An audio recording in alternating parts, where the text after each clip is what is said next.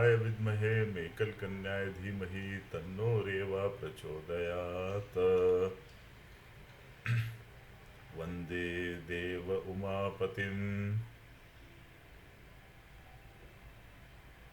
महादेव जी का स्मरण बहुत आवश्यक है।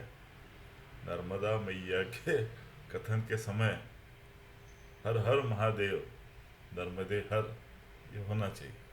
तो मित्रों, आज हम अविरत परिक्रमा के 74वें भाग में पहुंच चुके हैं। और वैसे अगर देखा जाए तो अभी हार्डली दूसरा या तीसरा दिन है परिक्रमा का। तो आप बोलेंगे कि इतने दिन क्या कर रहे थे? तो यही मैया जी की लीला है। कुछ न कुछ कथन, लेकिन परिक्रमा से संबंधित ही हो रहा है अपना, इस बात का विश्वास रखिए। तो मित्रों, अभी 26 नवंबर को परिक्रमा अपनी शुरू हुई है ना, ख्याल होगा आपको। और उसके बाद के कुछ अनुभव बताए। मोरटक्का में हम लोग गए। मोरटक्का से अभी निकले हैं और अभी आज जिस कथानक को मैं कहने जा रहा हूँ वो है मोटी आली। मोटी आली, आली बुजुर्ग नाम के गांव में। और यहाँ पे एक बुजुर्ग हमको मिलने वाले हैं जो जिनका नाम बड़ा प्रसिद्ध है। क्या नाम है? टिक्कड़ वाले सीताराम महाराज। आप कहेंगे टिक्कड़ क्या है? तो आप में से जो लोग मध्य प्रदेश निवासी है वो तो इस टिक्कड़ को भली भांति जानते हैं, लेकिन मैं निवेदन कर रहा हूँ उन महाराष्ट्रवासी सज्जनों को और महिलाओं को जिन्होंने ये नाम टिक्कड़ कभी सुना नहीं है। हमने ये नाम सुना था प्रतिभाताई चितले, उनके वीडियोस, नर्मदा मैया की उन्होंने परिक्रमा कैसे की, उनके वीडियोस में टिक्कड़ इसका उल्लेख है। तो कानों से एक शब्द को सुनना कि ये टिक्कड़ है और वास्तव में वह अपने जीभ पे, जबान पे, जिह्वा पे रखना, ये दो अलग अलग अनुभव है। तो अभी इस आश्रम में हमने पहली बार वो टिक्कड़ के दर्शन ही नहीं, हमने तो मोटी आली और आली बुजुर्ग इस गांव का नाम है। तो मोरटक्का से हम लोग चले, मैंने बताया था आपको।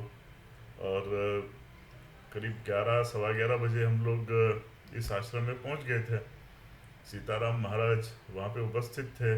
उन्होंने तुरंत आवभगत की, हम अंदर गए। हमारा पहला ही अनुभव था, अभी परिक्रमा में नए नए निकले हैं ना, तो विशेष अनुभव ऐसा मिला नहीं है। तो जैसे ही वहाँ पे पहुँचे, अरे बड़ा आश्चर्य हुआ।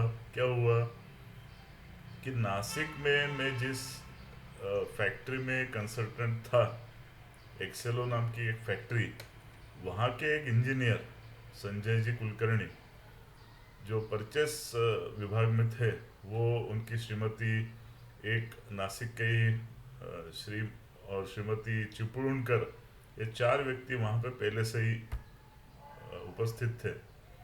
तो हम लोग पहुँचे, स्वागत हुआ, सामान रखा, उनसे बातचीत की, सीताराम जी से, महाराज जी से बातचीत की। तो महाराज ने बोला कि अभी भोजन, पहले चाय तो पिलाई, उसके बाद कहा अभी भोजन पाके जाइए। ठीक है महाराज जी। फिर महाराज जी भोजन बनाने के लिए स्वयं रसोई में बैठे। रसोई छोटी सी रही, एक 10 फीट बाय 8 फीट की रही होगी। एक कोने में एक लकड़ी डाल के चूल्हा जल रहा था, वहाँ पे महाराज स्वयं टिक्कड़ बनाने के लिए बैठ गए थे। तो टिक्कड़ अपने हाथ से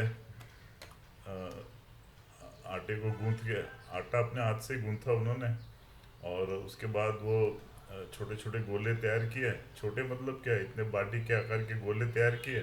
हाथ पे ही वो अपना टिक्कड़ तैयार कर रहे थे, बेल रहे थे।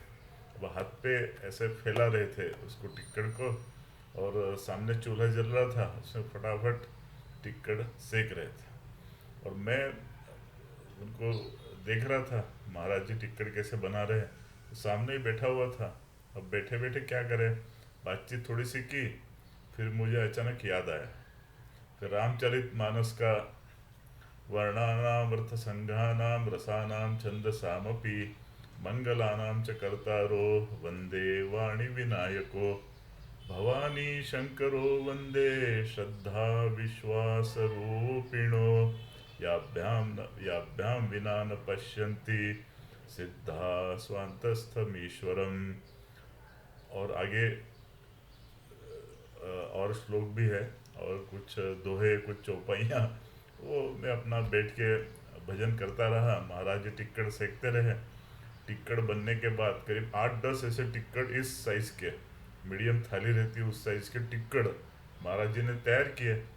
उसके बाद में असली घी, गाय का शुद्ध घी, वो उन्होंने अपने हाथों से वो टिक्कड़ के ऊपर मस्त लगाया। और उसके बाद उसमें से 2 टिक्कड़ निकाले। बाहर गौ माता खड़ी हुई थी आश्रम के बाहर, आश्रम की गौ माता, तो उनको अपने हाथ से जाके उन्होंने टिक्कड़ खिलाए। उसके बाद हमको बोला कि अभी आप पंगत कीजिए, तो हम लोग बैठ गए पंगत में सब लोग। इतने में 2-4 लोग और आ गए थे, 2-4 नहीं करीब 4-5 लोग और आ गए थे। उसमें एक पुरुष और 4-5 महिलाएं थी। लेकिन उनका कहना था कि वो महाराज के हाथों के टिक्कड़ वो लेना नहीं चाहते थे, वो मात्र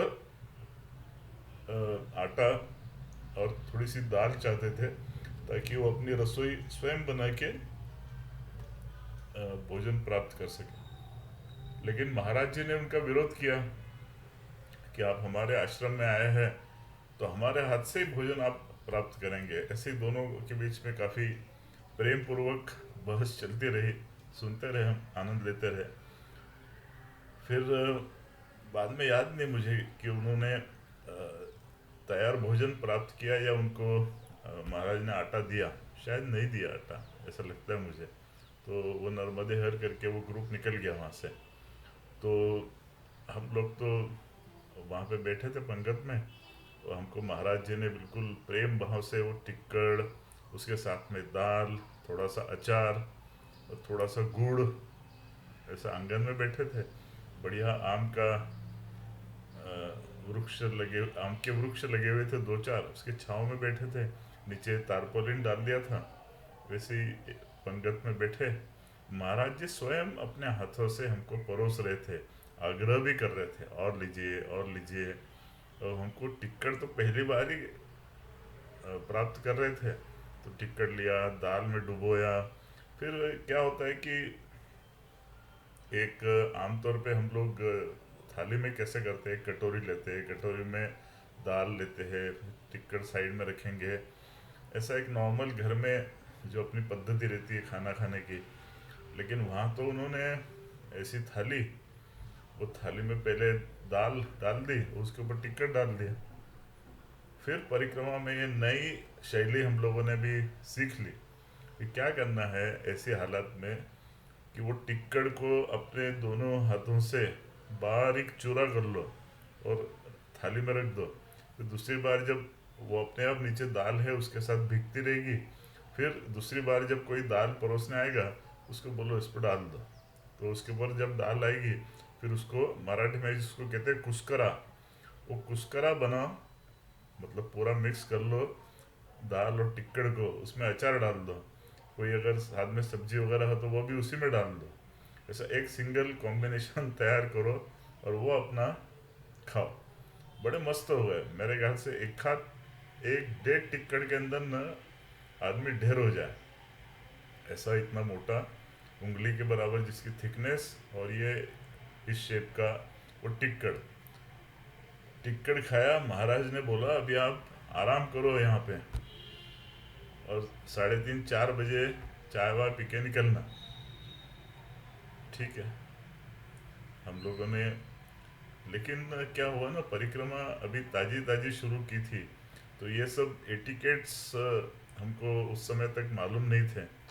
तो हमने खाना खाया, हाथ वाथ धोए, थोड़ी देर बैठे वहाँ पे, थोड़ी देर दूसरे कुलकर्णी थे, उनके साथ गप्पे मारी। और उसके बाद और महाराज जी चले गए थे सोने आश्रम में अंदर। वो आश्रम हमने अंदर से देखा ही नहीं, हम बाहर ही बैठे थे, अंदर जाने की आवश्यकता नहीं पड़ी। हम लोग गए, बातचीत की, उन्होंने खाना परोसा, जब तक बैठे आराम किया, और खाने के तुरंत बाद हम लोग वहाँ से रवाना हो गए। दुख इसी बात का है कि नए नए थे, तो इस बात के लिए रुके नहीं कि महाराज जी अब जाएंगे, उसके बाद उनसे नर्मदे हर कहेंगे, फिर निकलेंगे। बाद में फिर वो धीरे धीरे हमारे आचरण में आ गया। किसी को बिना बताए, बिना अनुमति लिए हम लोग उसके बाद में कभी निकले नहीं। ये शुरू का था, तो गलतियां होती है इंसान से।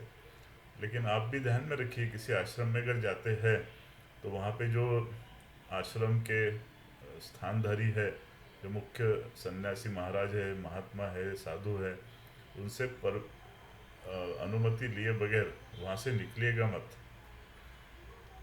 वो सामाजिक तौर पे भी अच्छा नहीं लगता है कि कोई अपने घर पे मेहमान आए और अपने से बिना पूछे ही निकल जाए।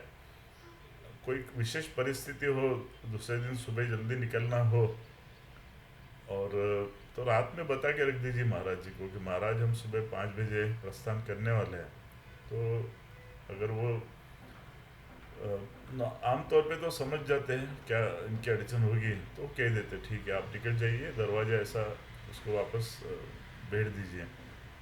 लेकिन वहाँ पे ऐसा हुआ कि हम लोग बिना बताए वहाँ से निकल गए। सब लोग ही निकले, मेरे साथ में वो 3-4 लोग जो थे वो भी निकले। और इस प्रकार से आली बुजुर्ग या मोटी आली और सीताराम महाराज के टिक्कड़ हमको हमेशा याद रहेंगे। बाद में परिक्रमा में अनेकों जगह पे टिक्कड़ बाटियाँ खाई और आनंद भी लिया, लेकिन ये पहला टिक्कड़ तो पहला होता है। पहला प्यार, पहला टिक्कड़ हमेशा याद रखने की चीज़ है। तो इसी बात पे अभी इस एपिसोड का समापन करते हैं। नर्मदे हर, नर्मदे हर, नर्मदे हर। ओम रुद्रदेहाय विद्महे मेकल कन्याय धीमहि तन्नो रेवा प्रचोदयात्।